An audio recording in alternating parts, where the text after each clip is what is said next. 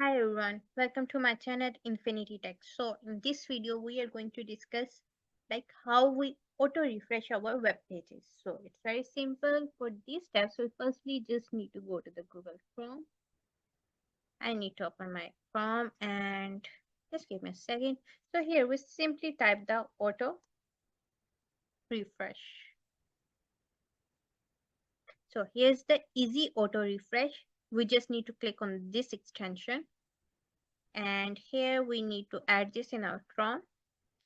Then click on the add extension and here we go, we get the auto refresh extension. Now I will show you how to use it. You just need to click on this extension and here you can set the time, like I want to refresh this for 20 seconds, 10 seconds and 60 seconds, as much as you can.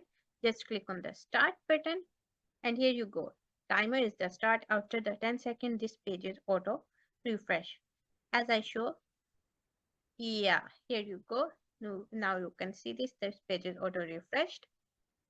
So by following these steps, you can auto refresh your pages. So to get more videos like this, just follow my channel. Bye bye.